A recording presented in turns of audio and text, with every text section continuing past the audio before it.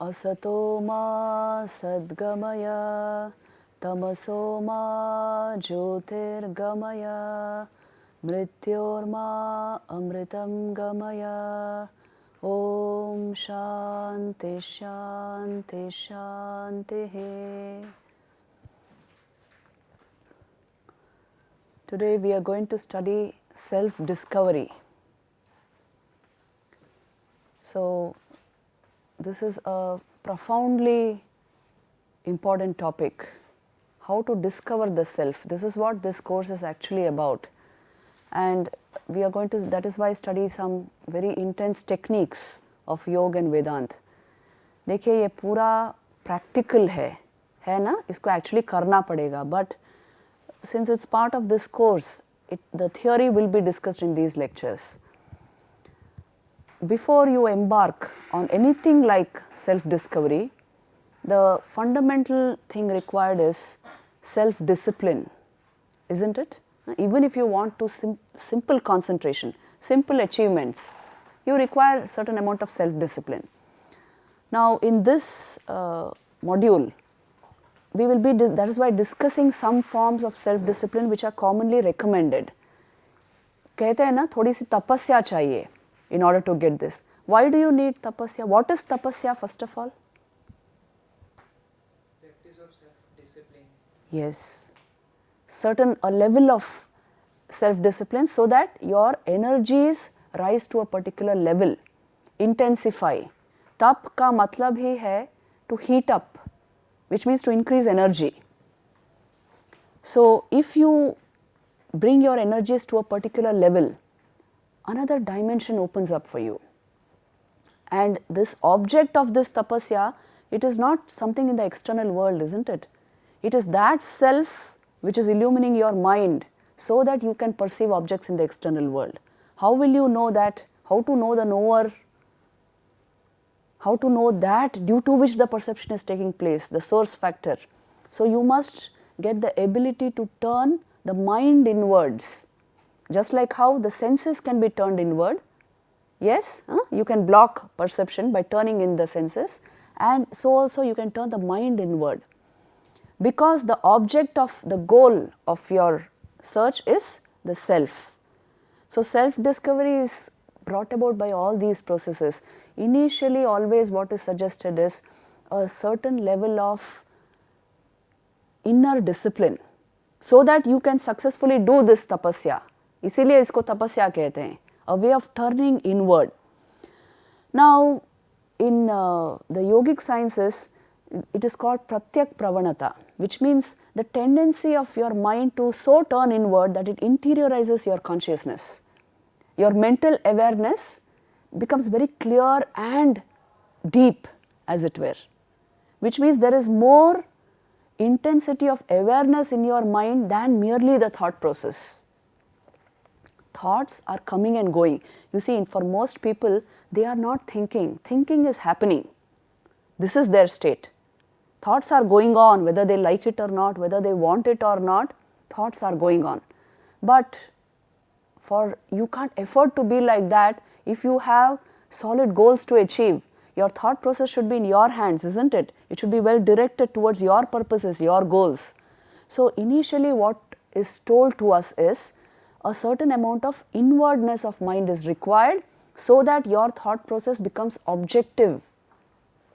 Your thought is as much an object as anything else. You are getting mixed up with it, that's the whole problem. So if your thought process becomes a little objective, you see, any yogic method will give you this as the first step. If it becomes, if your thought becomes an objective process to you, you can handle it well.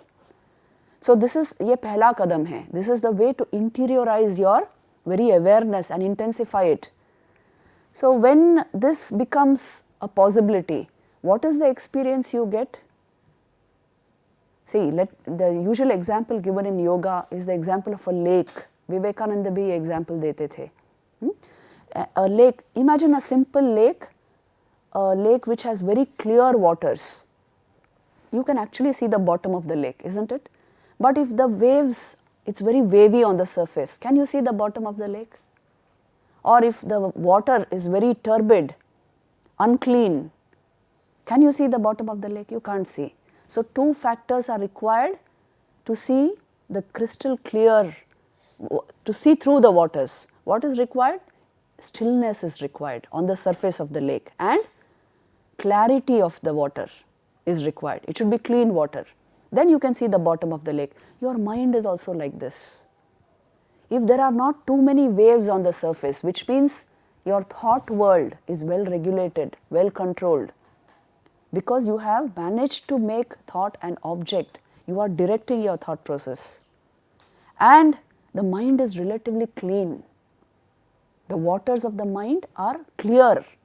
Then you can see what is at the bottom. The yogic sciences will tell you the actual substratum of your mind is consciousness. Mind is nothing but thoughts bubbling upon a substratum of consciousness. So, if you remove those thoughts, awareness should remain over. But if we just remove thoughts in our present state of mind, many times it's possible we fall asleep, isn't it? Because we have not cleared this mind. This level of clarity has not come, and it is very wavy on the surface also. So, these are the two reasons why we are not able to see the bottom of this lake. The very fact that your thoughts are enlivened experiences for you shows that awareness is behind the thought process. It is involved in the thought process. So, if you are able to control thought, you can reach that awareness. This is the simple equation of yoga. Mind is equal to thoughts plus consciousness. So, consciousness will be equal to mind minus thoughts. This is yoga. So, how to do this? Easier said than done. Is it so easy? It is difficult to do because of the restless nature of our mind. You know, Vivekananda used to say, the mind is like a crazy monkey. Already it is a monkey, and then it is drunk, and then it is bitten by a scorpion. How will that monkey be? Sometimes the mind behaves like that. It is so very difficult to control, but it is not impossible. If you have a strong will, if you are purposeful and goal oriented, nothing is difficult, isn't it? So, even this process that we are discussing, it is a perfect possibility with any of us if you learn the art of training the mind. So, yoga is the science which teaches you this. It is that which teaches you how to bring your mind under control. Yoga ka matlab hi hai, it is union. Union of what? Union of the Jivatman with the Paramatman, which means to say what you are calling yourself discovers the real you, discovers the unchanging aspect of you, the unchanging I, which is nothing but the self, pure consciousness. So, इसके लिए जो method है उसी को हम योग कहते हैं. Now, before I go into the technical aspects of yoga, let me tell you the practical method to do this. You have already been given a practical method, yes? I hope you are practicing it. Don't skip it. The practice is most important. तभी आपको all these concepts will become relevant to you. Otherwise, they will appear like some philosophy which has no meaning to my life. Things become relevant when they enter your system. So, if you are practicing that 5-minute meditation, you can be sure you will relate to these concepts in a very big way. What happens? What is the fundamental requirement of yoga? The fundamental requirement is a certain stillness of your body and mind. See, a yogi's characteristic feature is stillness. His behavior, his thought, his very look, his posture, it holds a certain amount of stillness. Why? He is trying to quiet the system to see what is beyond. So, bringing a certain level of stillness and stability to your own personality will give you intense clarity of mind. जहाँ चांचल्य होता है, restlessness होता है, there clarity will not remain. Everything gets mixed up. So, this is the fundamental thing. If you want to improve your concentration, your focus, if you want to remain motivated by yourself all the time, you must learn to still your system so that the mind simply awakens to reality. So to achieve this, there are certain fundamental disciplines given to you in yoga. आपने यम और नियम सुने हैं? Yam and niyam are the basic, very simple disciplines given to you in order to achieve this stillness, the stability of body and mind, and to be able to go into real yoga. Otherwise, it is many things are passing for yoga today. So without any discipline, without any commitment, if you dive into it, you will get very little out of it. But if you do it as it is required to be done, you will get what you are seeking. What you have asked this course for, you will get that. So yam there are 5 disciplines in yam, the fundamentals of yoga. One discipline is, the first one is what is called ahimsa, non-violence, a non-violent attitude of mind. You please check your thought process and see what you are calling negative thoughts. Many of them are violence based. Anger, hatred, jealousy, it's tinged with violence. Himsa buddhi kehte hain isko.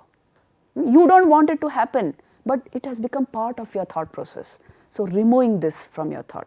Isiliye, then only positive states of mind are possible. So when you remove himsa from your mind fills up with positivity. Don't straight away ask, what if the other person is doing himsa to me? If we are established in ahimsa, nobody can do himsa to you. You know, this is an important law in human life. If you are by nature loving and kind and all accepting, basically spiritual, nobody can do any great harm to you. It will just not occur to them. So ahimsa, fundamental discipline of yoga, is meant for this, so that your mind achieves the stability required for yoga. This is the first discipline. Second is satya, which means commitment to truth in thought, word and deed. इसका मतलब है what you say is what you think is what you do. The three are not going in different directions.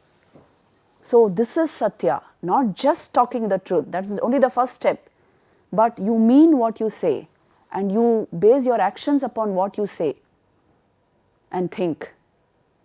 This is satya. The third is asteya, which means non-stealing. Now, don't understand this. This is to be understood in a subtle way. Non-stealing ka matlab hai, in no way you try to build up a false ego. Your copyright stealing, plagiarism, all this is included in asteya. The tendency in research, there's a huge amount of plagiarism. So, this tendency should not be there in the mind. That is being established in asteya, which means I am not borrowing that knowledge or taking that thing which does not belong to me. I am not going to flatter my ego because I am in search of the truth about myself. So this is an essential discipline of the mind. The fourth is brahmacharya. See, this was fundamental to our education process in the past, in the Vedic age. Why is this being recommended is because you keep your energies in your hands. Brahmacharya essentially means committing pranic energy to the heart center. When you do that, what happens? Intense clarity remains. You are in sort of free of body consciousness. You have your entire mental powers in your hands. So you can apply the mind to anything and you will be successful there. It is essentially retaining your energies in your hands. Without this discipline, your energies remain dissipated. And it requires a lot of effort to gather them together. That is why this essential discipline of brahmacharya. There is another vital point here which yoga, it's important for yoga. You see, where you commit your vital energies, according to that your awareness opens up. If your vital energies are committed only to the lower chakras, to the lower centers, only body consciousness will prevail. Even mind consciousness, mental awareness is not increased.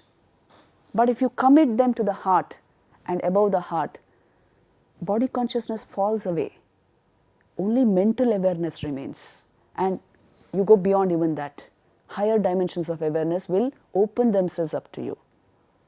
So this art of committing vital energy to the higher centers was fundamental to any great achievement. and the science of it is being given to you in yoga. It is actually a science, retaining your energies in your hands, and it is the normal process of decent living. It is a way of living beyond mere body consciousness. So this is another fundamental discipline stressed. Then you have Aparigraha. Aparigraha means not accepting gifts. Why? It obligates you to the giver of the gift. When you take something from somebody, you develop a soft corner for that person. This way your mind, which wants to get into states of yoga, cannot be compromised. Its energies cannot be compromised in this way. That is why you don't accept things from others. You can give as much as you can, but don't accept. This is another discipline. Then you have the niyama set of disciplines, another 5 disciplines. The first one is shaucha. Essentially, they are disciplines of your senses and your mind, yama and niyama. Shaucha is general cleanliness of body and mind. Then santosha, contentment. If you know the art of contentment, if you have felt it, you can be happy with very little. Those who don't have contentment with a lot of things also, they can be very unhappy. ये आपने देखा है?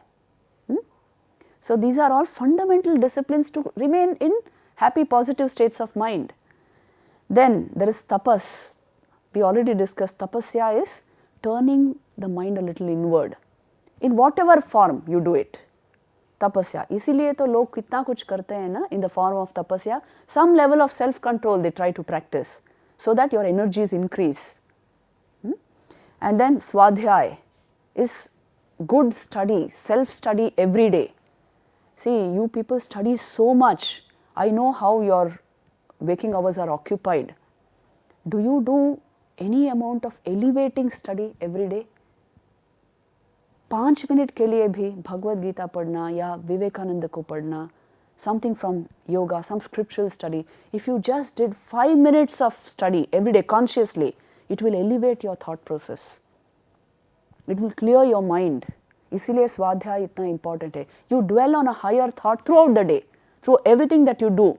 Whatever work you do in your room, in your classroom, in your lab, there will be an undercurrent of this elevated thought. So it helps you in various ways. इसीलिए a little amount of self-study, scriptural study every day. I would recommend to you, there are small books, Thoughts of Vivekananda or Vivekananda's Rousing Message. Like the small books are there, 10 rupees for 10 rupees, very vibrant thoughts of Vivekananda. You must at least keep 1 or 2 books with you. Every day read just one thought and it will just hit you. It will help you even in developing concentration, in gearing up your life towards success, it will help you. So this swadhyaya you should keep up by yourself. ऐसा नहीं है कि it's part of the course, so I have to do it after the course, I will stop it. ऐसा नहीं है.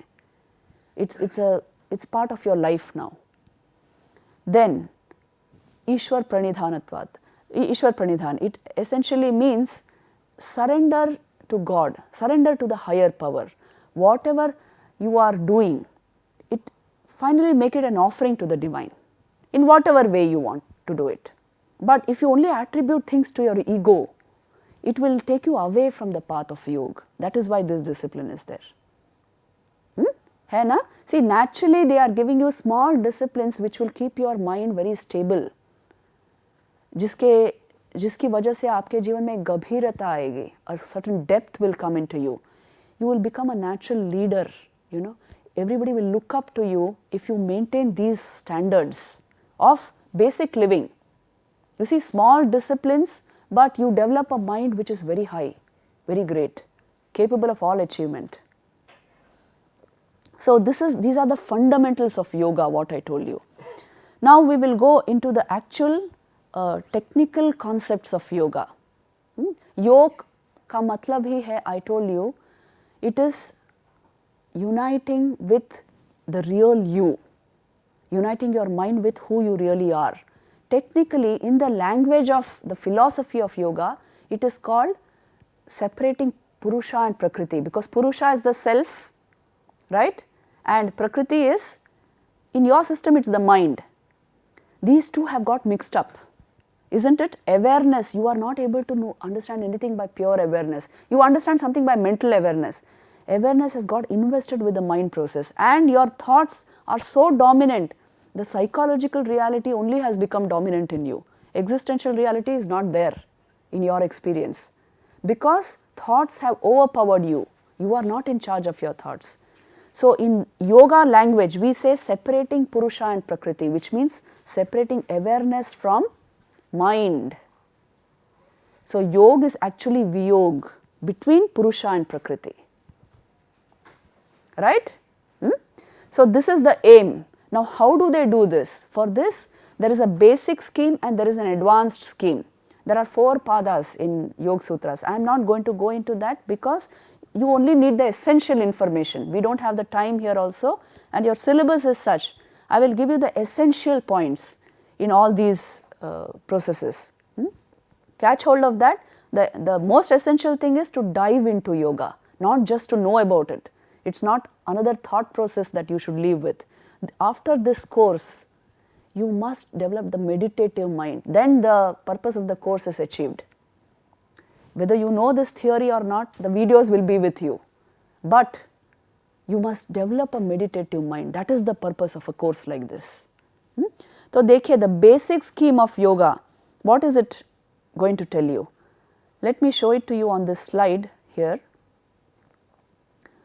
See, the basic scheme of yoga, Purusa and Prakriti, when they come together, the first, what is it that they generate? They generate avidya.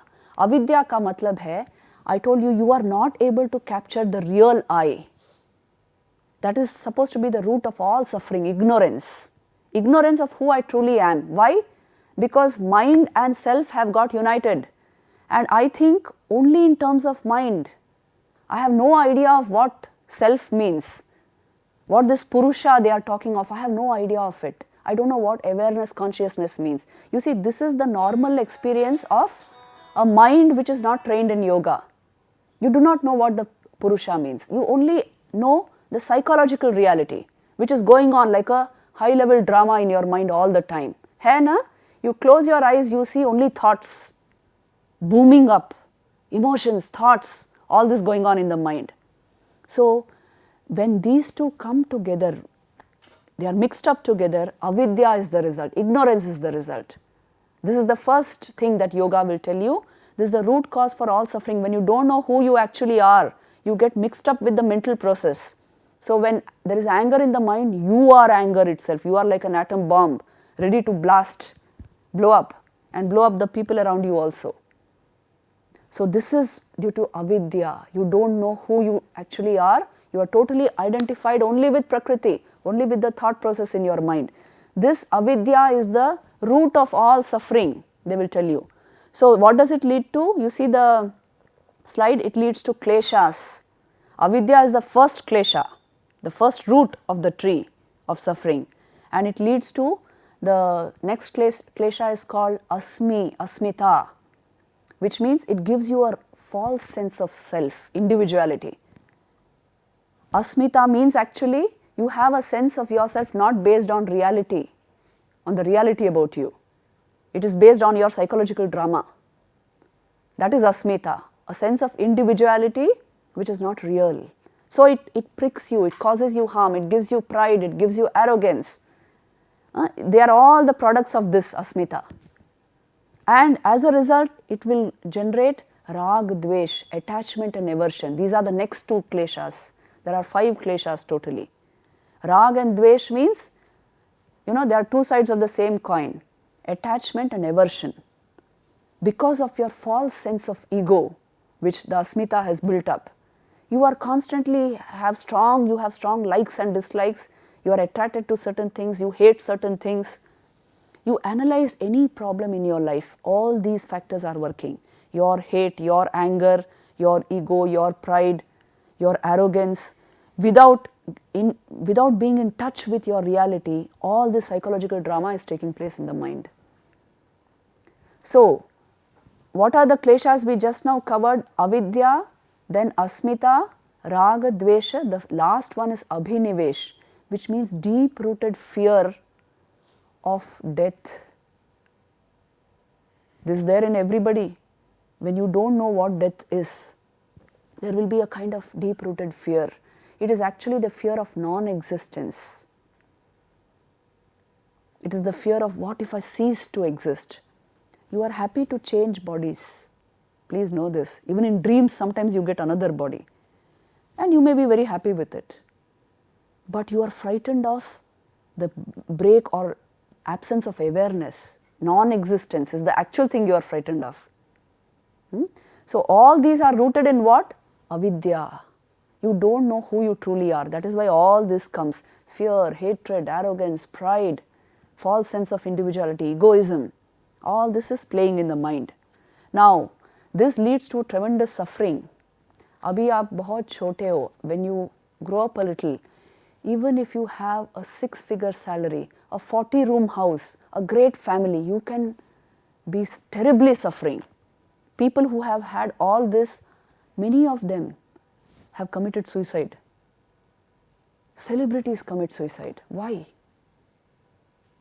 The cause for this kind of a suffering is internal. It's existential, please see. It is not external. You have everything in the outer world, but the mind is overpowered by all these negativities.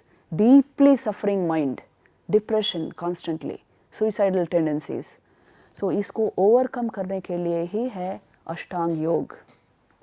To put your mind into order, to get rid of all this kleshas based on avidya and attain the purpose of yoga. So what is Ashtanga Yoga? This is the most common format of yoga given to you. Anywhere you go to learn yoga, this Ashtanga 8 steps of yoga will be told to you. The first 2 steps I already covered, yam and niyam. They are the fundamentals of yoga. After that comes asana. Asana is actually the seat, your posture. Because when you sit for meditation, your posture is very important. It includes keeping how you maintain your physical body, keeping your spine straight. It is very important for concentration. There are certain simple techniques regulating your breathing. That's the next step, pranayam. Having proper breathing is very important to controlling mind. देखिए ठीक तरह से बैठना और ठीक तरह से breathe करना. Such simple steps, they usher you into a very calm, focused state of mind. So these are the next 2 steps, asana and pranayam. Regulating your posture and regulating your breathing. After that is pratyahar. Pratyahar means withdrawing the mind. ये सब थोड़ा बहुत आपने किया है, इसलिए you are interested in this course. Pratyahar is withdrawing the mind from too many objects and too many thoughts. Withdrawing it in degrees, step by step. After that comes dharana, ability to maintain one continuous thought flow. Like you see, if you pour oil from one cup to another, there is a continuous flow, isn't it? Without break. उसी को धारणा कहते हैं. You are capable of this state, dharana. Where there is one continuous thought flow, then it acquires enormous power. And that leads to dhyan. Dhyan is the next stage in Ashtanga Yoga. It means you are absorbed in your object of meditation. Dhyan itself means such a level of intense concentration that you get absorbed in your object of meditation. Dhyan magna ho gaye. Then the next stage is samadhi. This is the stage where actually you are united with the object of meditation. Samadhi means actual oneness with the object of meditation. So this is almost a transcendental state where you acquire complete knowledge of the object. Now, our objective in yoga is, what is the object? The self, the supreme self. The subject is the object here, isn't it? So, samadhi hum tabhi kehte hain when you are riveted, when the mind is riveted to that self. It has merged into it. This knowledge, it can only be expressed as knowing by being. Because it is knowledge of your own being, knowledge of the real I, you become one with it. You know by being. It is not knowing something objectively. इसीलिए if you are absorbed in mathematics, हम उसको समाधि नहीं कहते. क्यों? You have not become the mathematical problem or solution. In yoga, you actually, because it is research into your being, right? There is no objective process here. You become that. Being and becoming is the word Vivekananda used. Brahmavid Brahmaiva Bhavati is used by Upanishads. What they mean to say is, you become united with the object of your meditation, which is the self here. That is the state of samadhi. Now, isko योग शास्त्र में समाधि मात्रम कहते हैं, which means it is just the first stage of samadhi. It's not the ultimate, not the final thing of yoga. What does this samadhi do to you? It ushers you into the advanced state. See, without going into this state of samadhi, you can understand nothing of this advanced scheme of Patanjali Yoga Sutras. But some amount of peripheral knowledge I will give you, so that because we are going into the technicalities of yoga, technical aspects, so something you will know about it. But this is to be experienced. ये कोई ऐसे teaching की बात ही नहीं है. But a general plan is being given to you to motivate you towards these higher levels, states of awareness. Samadhi ushers you into Samprajñat Yoga. Look at that slide there. Samadhi ushers you into Samprajñat Yoga, which means yoga based on prajna. As a result of samadhi, because the focus, the goal of samadhi is the self, your prajna, the level of awareness will be complete, intense, very high.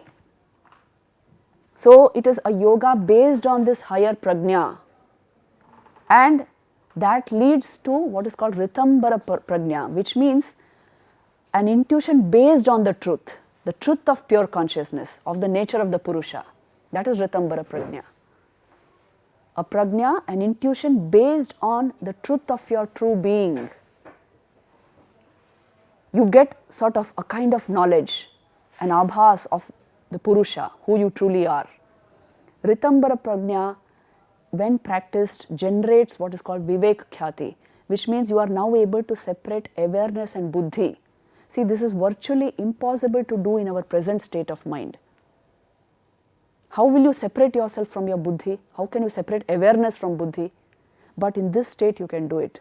That is why it is called Vivek Khyati, the very peak of discrimination, where you are able to separate awareness from the buddhi, intuition from the intuitor. And this leads you to Asamprajñat Yoga, which means even the prajna generated here is suppressed as it were, so that you awaken into complete consciousness. See, this stage, it is impossible to understand in these terms, in our normal terms. Yogo yogena jnatavyo yogo yogat pravartate. You can know yoga only through yoga, and you proceed in yoga only through yoga, not through three-dimensional, two-dimensional teaching like this. You have to do it to know it. So, this leads to the stage of Kaivalya, which is complete separation of Purusa and Prakriti, which means you know the self in its true nature. Prakriti, mind, has got separated from Purusa, from the self. You know yourself, and you are that in that state. You enter into your true state of being, which is the state of pure consciousness. This is the yogic method, according to Patanjali Yoga Sutras, to attain to self-knowledge. Starting from those preliminaries which we discussed, it culminates in the separation of Purusa and Prakriti and the complete knowledge of the Purusa, of the self, the real I, pure consciousness that you are. It culminates in this knowledge. This is called Kaivalya. So, you see, you are liberated from what? From the mind, isn't it? It was mixing up with the mind that was giving you all the ignorance, all the bondage, because then this mind will create thought, it will create the world of sensations, it will project this world. The world will impinge upon your mind, as it were, because you have created the mechanism for taking in that data. You are destroying that mechanism, you are destroying the mind, as it were. Removing the mind so that The real you remains over, which is pure consciousness. So it is liberation. Liberation from what? Essentially from Prakriti, from the mind. Remember, bondage is only in the mind, liberation is, that is why, only in the mind. It is not in the self. Vedanta will give you this tremendous insight. The self was never in bondage. It was this mixing up of Purusa and Prakriti. Vedanta will in fact tell you Prakriti is unreal. You thought you got mixed up. So it's sort of an advancement over yoga, the scheme of yoga, which Vedanta tells you. You thought you got mixed up with mind, you were always the self. So what we just now discussed is the yogic method to reach self-knowledge. Now, what is the proof for all this? Are there people who have attained this? Yes, there are a number of people who have attained this. आपने रामकृष्ण परमहंस का life सुना है? उनके बारे में सुना है ना? He was a man who was constantly in Samadhi. That's why we take him to be God. Who was constantly in the state of complete union with the self. In fact, we have 3 photos of Sri Ramakrishna. All 3 photos have him in Samadhi. Yeah, this was his perpetual state of mind. One day, amongst the people who used to visit him, there was one doctor called Dr. Mahendra Lal Sarkar.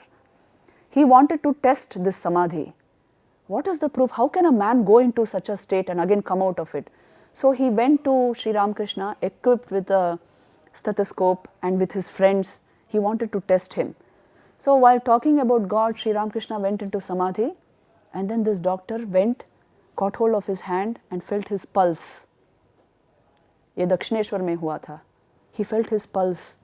There is no pulse. He checked his heartbeat. No heartbeat. Then he went so far as touching his eyeball. He put his finger into, slightly the eyes would be open when Sri Ramakrishna would be in Samadhi many times.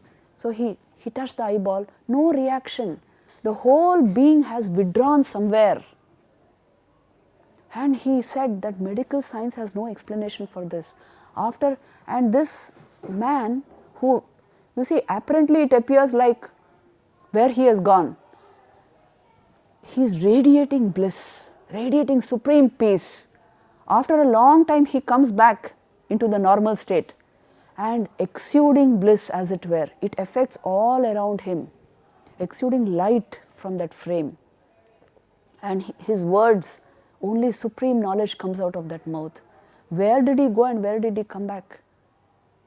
Seeing this, the doctor and his friends were so stunned. They said that this really, science has no explanation to this. This is a complete science in itself. But this is a possibility with the human experience, that you can go into a state where you get in direct touch with reality. And you stay in that state and bring knowledge from that state. So these yogic sciences have developed from these states. Don't think that these are thought constructs written by thinking. हमारे philosophies ऐसे नहीं frame किए गए थे. They are born out of a meditative experience. They are born out of realization. So that is why this yoga is so powerful. If you follow the technique, you will get the goal. As much as you will follow, that much you will get. It is like that. Once, Vivekananda also pined for this realization of Samadhi. And when he was a young man, like any of you, he would go to Sri Ramakrishna at Dakshineshwar. He was a college student at that time, and he would beg him, give me that state once. So once actually in Kashipur, when he was in Kasipur garden house, he attained that state. And when he went into the state of Nirvikalpa Samadhi, he started asking, where are my hands and feet? I don't feel my body. Full consciousness is there, but no awareness of the external instrument. The mind has withdrawn completely from there. Later on, while describing it to one of his disciples, Sharat Chandra, he would say, this dual mode of thinking, I am Brahman or I want to realize Brahman, that itself vanishes. Only Brahman reigns. Pure consciousness reigns in that state. Everything else, this diversity, multiplicity of this world, becomes like one homogeneous mass, an appearance in that consciousness. So the actual experience of Yoga Vedanta has happened in many lives. And so this is no theory. It is a method of going into the heart of reality, the reality about the human being itself. So this is the great yogic science which we are introducing you into here. Everything depends on practice, as I told you. Now these are the yogic techniques to go into reality, awareness or consciousness. Vedanta also, Vedanta is another philosophy which we discussed initially. They started as philosophical systems, but they are based on, as I told you, very solid techniques. Vedanta has its own methods to go into this reality. It also has upasanas, it also has vidyas, aham graha upasana techniques. You might have heard of this, grasping the I, ways of doing it. But Vedanta also has insight meditations, which means you can, if you are prepared, if the mind is prepared, you can go directly into the truth. It doesn't even require a method. That is also a possibility. See, there are so many ways of going into this truth. This is what we are telling you. Shankaracharya, the 8th century philosopher who established Advaita, he did not believe in any spiritual experience not based on Shruti. So to a certain extent he denied the yogic sciences. Although many times he has used them, he talks about it, he talks about yogic techniques also. But in a way he believed that the Shruti, scriptural evidence of the Vedas, is very important for going into the heart of reality. So he bases his Vedanta, his understanding of Vedanta plainly on the Shruti, on the Vedas, on the Upanishads. So we will go into some of these techniques now. Here I would like to mention the path of self-enquiry. The path of self-enquiry, it is the direct path. If you just enquire in a very clear state of mind, you will immediately be convinced of certain very basic truths about awareness. You will be introduced into what awareness means. And if the mind is fit enough, the very inquiry will take you there. This is a perfect possibility. See, we are going to try it right here. How certain basic pointers or clues, you can say, can lead you to the conviction of the self. Right here we are going to try it. This is actually based upon, there are scriptures called Prakarana Granthas, which means accessories or auxiliary scriptures, auxiliary to Vedanta. They help you understand Vedanta better. So there are a number of such scriptures which Shankaracharya wrote, and in his commentaries there he has put a number of these kinds of techniques. In your everyday thinking, using your everyday thought process, you can come to an understanding of the self, of the reality of the self. So we will just try a few techniques here. देखिए अभी अभी आपको पता चलेगा the power of Vedanta. Sit straight, all of you. This is reasoning based on existential truth. It leads to existential awareness. It's a kind of reasoning which will help you come to a particular conclusion about the self. See, just now you have to think whatever I tell you very clearly in your mind. Just now think about it. You have a sense of I which is unpunctuated by time. What I mean by this is, you have been a very small baby, you have no memories of that state. You have been a toddler, you have been a teenager, today you are a young person. The same I is persisting, but body and mind have changed absolutely. Right? How come the same I is there when what you call personality, body and mind, has completely changed? Which means there is something in you which is unpunctuated by time and space, which continues, which is constant, your I sense. How much ever the external changes, how much ever your thoughts change, your memories change, your body consciousness changes, but that I persists. This same I will become an elderly person, will become an old person. One day it will fall, the body will fall. The I continues. Even now, your sense of yourself is not body based. Your sense of yourself is not even thought based.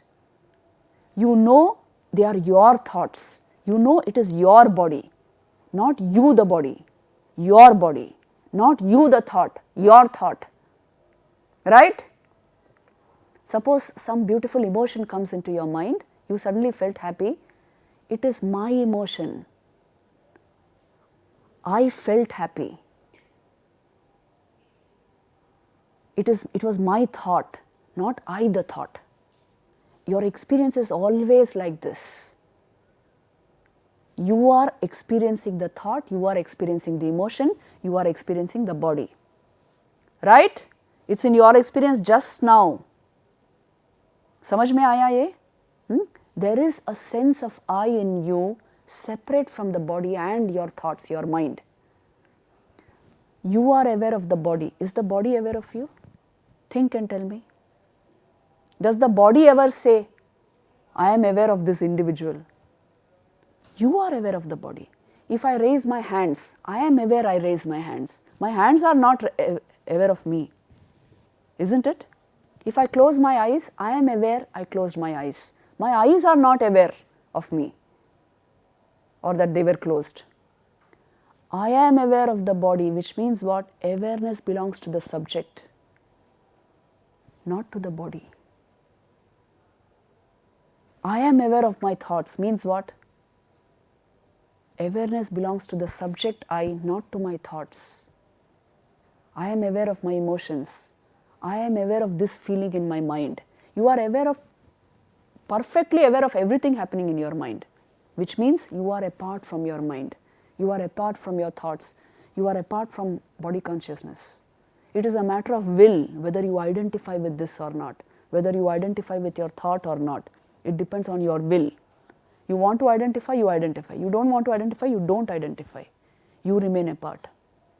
This is your normal experience. यहाँ कोई योग नहीं चल रहा है. This is the way you are perceiving things and reality. You have not observed it this way, that's all. One more thing let me tell you here. See, you are a composite of many parts, this body. This body is composed of many organs. They are all working independent of you. Do they take your permission? Is the heart pumping blood with your permission? Or the lungs functioning with your permission? The liver? No, they are doing their own job. You weren't even aware of a liver or pancreas or lungs until medical science told you. Your sense of yourself is always apart from the body. This is what I want you to observe. When you take up another body, say in a dream, you don't mind it that much, as long as your sense of awareness persists. You know, without referring to this physical body, your existence continues as your dream proves. And you don't mind it. You are happy with it. So actually you are only awareness.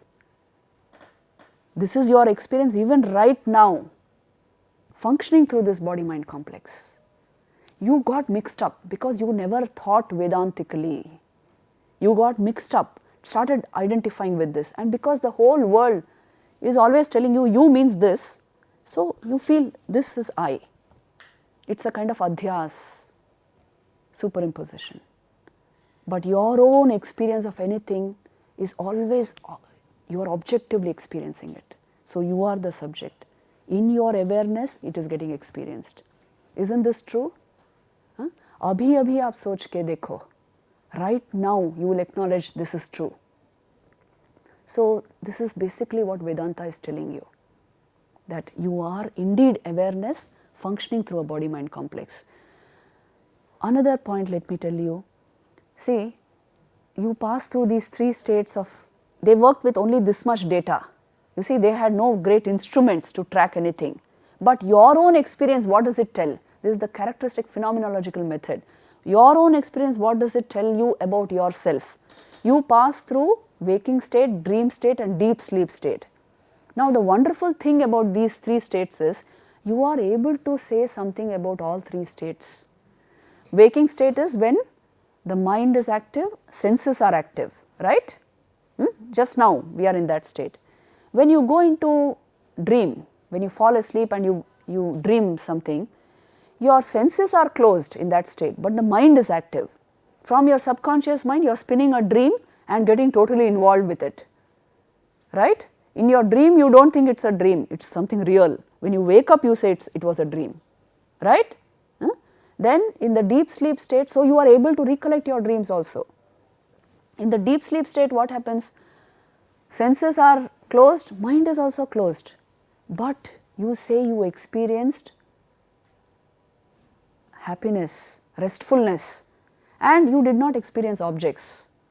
So somebody was there to say you did not, there was lack of experience of objects. So it is an experience of absence. It is not an absence of experience. You are experiencing the absence of objects. Right? You are experiencing. That's why you are able to tell that in that state I did not experience objects. And the state of restfulness it gives you. So you were there, subliminal consciousness in some way intuited the absence of objects and the presence of restfulness, the experience of restfulness, which means you were very much present. There is one invariable passing through three variable states of waking, dream and deep sleep. That invariable is the self. Awareness persisted through all these three states. That is why they are states of your mind. You, the self, always exist. The three states as it were pass over you. See, your own daily experience is pointing out to the presence of the self within you. If you catch this logic, this basic logic, it comes in the Mandukya Upanishad. That much alone is enough. Mandukya eva alam, they say. This one thing alone is enough. It will strike you and tell you that this is the fact about human life. How did I miss this out? Because Vedantic knowledge was not there. Nobody pointed this out to us. All that Vedanta does for you is, it will tell you, learn to think this way. This is the fact of your experience. कभी किसी ने अपने ऊपर ही इतना गंभीर research किया है? This is research on yourself. You are researching everything under the sun, even above the sun. But you have not researched yourself, not gone deep into yourself. So this is a science which gives you this, introduces you to your real self through these mechanisms. One more simple thing I will just point out, see if it makes sense to you. See, now suppose I say concentrate or pay attention, you will at once become alert. It requires effort on your part. If I say, well, think of this particular thing, again you will apply effort. See, to pay attention you require effort, to focus you require effort, to think you require effort, to feel you require effort. Just to be self-aware, do you require effort? Because you are aware, you are thinking, you are feeling, you are willing. Awareness is primary, is the primary thing about you. In that awareness, there is mind function. So all these faculties of thinking, feeling and willing. It's so obvious in your own experience. That is why awareness requires no effort. The only thing required is be still and know who you are. Which means actually distance yourself from the mind which is constantly busy. Otherwise it will drag you into its ways. So self-awareness is always there. In that awareness you are perceiving. Before you go into your perceptions, acknowledge this fact. This is the simple thing which Vedanta is telling you. So there are a number of such clues or pointers which tell you truth is always as it is. You don't have to add anything to it. You don't have to extract it from somewhere. Realization itself means knowing something which already is. So you just realized it, that it is there. Not creating it. See, please see, if you created it, if you made it up, it would be unreal. If it is already there, I came to know of it now, then it is realization. It was always there. My mind was not sensitive to it. It had closed itself to this truth. Now it has opened up, so I realized this truth. Vedanta is like that. You just open up, wake up to reality, that's all. Last time I had told you the story of waking up from the dream, the tiger story, you remember? You just wake up to the facts, basic facts of life. You know, this process of self-inquiry is so powerful. There are people who have woken up to the reality of self just through self-inquiry. Just through these clues, they have woken up to the reality. You have heard of Raman Maharshi? Some of you have heard.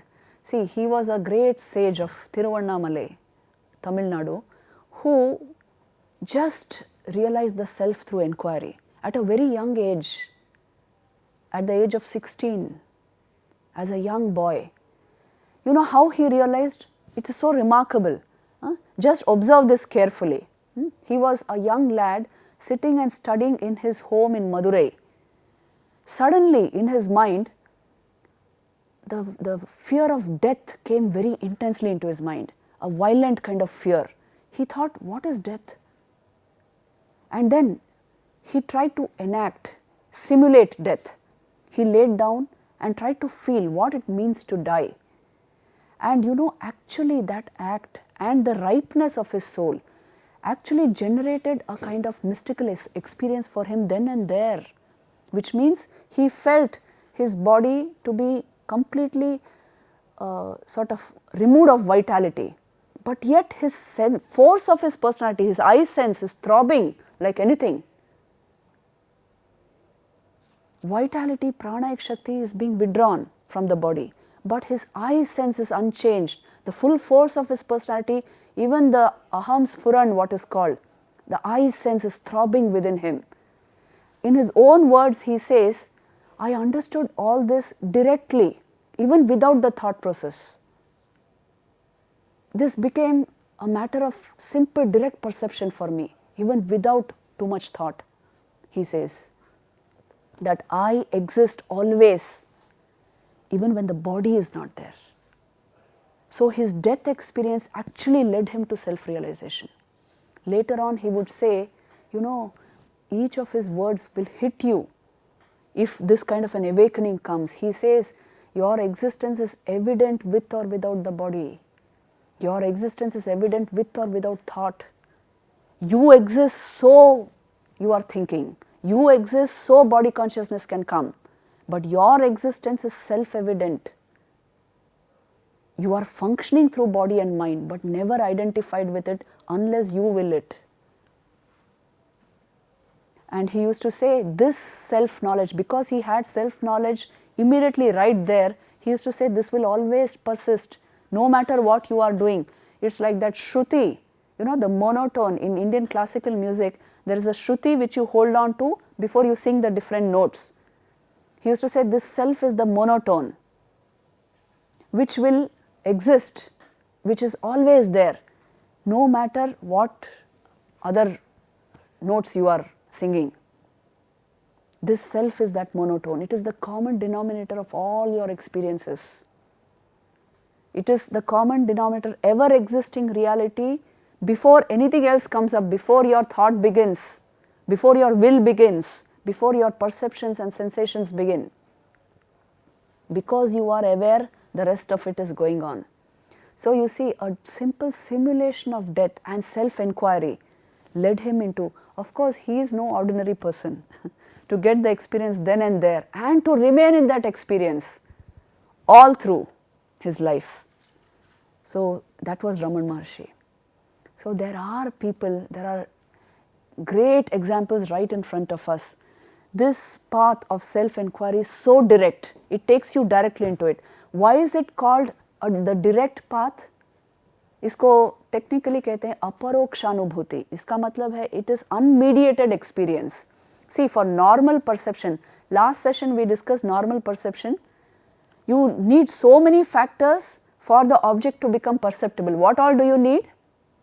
You need the object to throw out light at you, right? That's the first thing. Then you require your senses to be in order. Then the inverted image on the retina should fall. Then the electromagnetic radiation is converted into your neurochemistry, taken into your brain. The thalamus filters it and takes it to your visual cortex. This entire apparatus is required for you to perceive that thing as that object. This knowledge, self-knowledge, is unmediated. You just know it by insight. None of these factors is required because it is knowledge of the self which is illumining the mind so that you can have perception. You just know. That is all you can say about it, full stop. Nothing more can be said about it. Yato vacho nivartante aprapya manasasaha, the Upanishads say, which means it is a state from where your mind will come back, unable to reach along with speech. It cannot be reached through mind or speech. You just go into that, you just touch reality there, that's all. It's a deep level insight which translates into a kind of mystical experience in your system. So, this is how ordinary perception and self-knowledge are distinguished. You see, paroksha anubhuti means ordinary perception and aparoksha anubhuti is self-knowledge.